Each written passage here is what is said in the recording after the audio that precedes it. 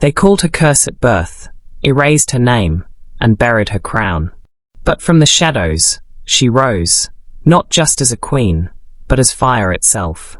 This is the forgotten story of NYAKAH, the queen who defied silence. Welcome to Cammy the Story Teller.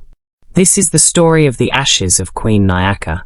Long before the red sun first kissed the savanna plains of what is now known as Southern Erie, there lived a kingdom so powerful and mysterious, it was said that the gods whispered its fate into the ears of vultures before any battle.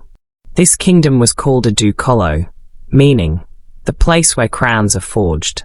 But at the center of a Dukolo's story, and its eventual fall, was NYAKAH, a girl born in silence and shadows, destined for both glory and ruin.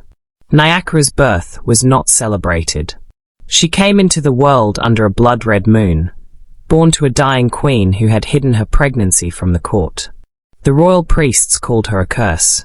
Her birth was hushed. Her face never painted on the palace walls like other royal children. Yet she grew. She was raised not as a princess, but as a servant in the palace's outer quarters, scrubbing marble floors, carrying wood, serving meals to the same nobles who spat at her feet.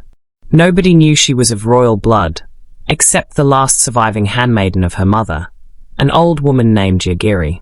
Yagiri would whisper, "One day, you will rise higher than they ever imagined, but first, you must endure their forgetfulness." And endure she did. NYAKAH had eyes like polished coal and a mind sharper than any blade the kingdom had ever forged. At age 13, she could recite every dynasty in a Dukolo's history. By 15, she spoke 4 tongues, the language of warriors, traders, scribes, and the sacred dialect only the Queen Mothers knew. She hid her brilliance. She studied the nobility from the shadows. Every insult carved a scar into her soul. Every dismissal became fuel. And when the king died of poisoned wine at the banquet of the Moon Festival, and a fight for the throne broke out, the kingdom unknowingly began to tilt toward her destiny. The nobles plotted. 3 princes from neighboring bloodlines staked claim to the throne. Blood ran through the stone corridors like spilled palm wine. But amid the chaos, a prophecy was uncovered in the archives of the Oracle Temple. The one born without trumpets, wrapped in silence and sorrow, shall wear the crown of fire when the drums of war echo on empty fields. It meant nothing to most. But to Yagiri, it was confirmation. She led NYAKAH to the hidden vault behind the queen's tomb, where her mother's old crown, cracked and scorched, still lay beneath black cloth. NYAKAH placed it on her head for the first time. The fire in her veins awakened. She was no longer a servant. She was the rightful queen. But the kingdom did not agree. NYAKAH had no army, no allies in the council. But she had the forgotten, the servants, the traders, the outcasts, the disfigured warriors cast aside by the royal court. She formed them into an underground legion called the Ember Blades. Their first victory was not won by swords, but by silence. In one moonless night, they took control of the Eastern Army, the food reserves, and the water wells. By dawn, the noble houses awoke to find their power dried like the desert wind. By the time they realized who was behind it, NYAKAH had already marched into the throne room barefoot, with ash smeared on her cheeks, wearing a robe made from palace rags. She knelt before the royal flame and said, "I am the daughter of the queen you erased, and I have returned to rewrite your history." The council laughed, until the earth shook. A fire broke out in the western tower, not from torches, but from the people. The oppressed were rising. Within a week, NYAKAH stood as queen, not by bloodline alone, but by the will of the people. NYAKAH ruled for 33 years. She outlawed the council of nobles and replaced them with a rotating council of artisans, warriors, healers, and farmers.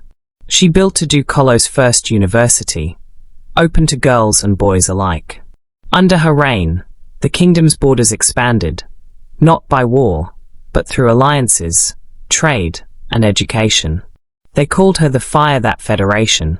But every flame consumes, and even queens are not immortal. NYAKAH adopted no children. She said the throne was not to be inherited, but earned. Yet one man, General Kofari, disagreed. He had served NYAKAH faithfully for decades and believed himself the rightful heir. One night, he entered her chambers with a dagger hidden in the folds of his robe. But NYAKAH did not flinch. She had been expecting him. "You think betrayal is new to me?" she asked, eyes calm.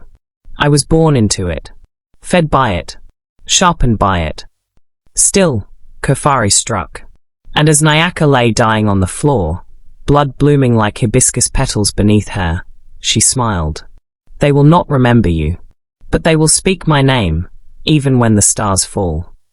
NYAKAH's death marked the end of Adu Kolo's golden age.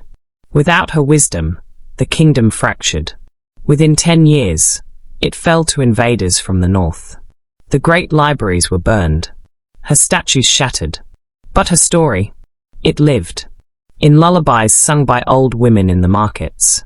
In chants whispered by girls learning to read. In the symbols carved behind abandoned schools. NYAKAH, the girl born in silence, became louder in death than any king had been in life. Thank you for listening to Cammy the Story Teller. If you enjoyed the story of the Queen NYAKAH, don't forget to like and subscribe for more interesting stories.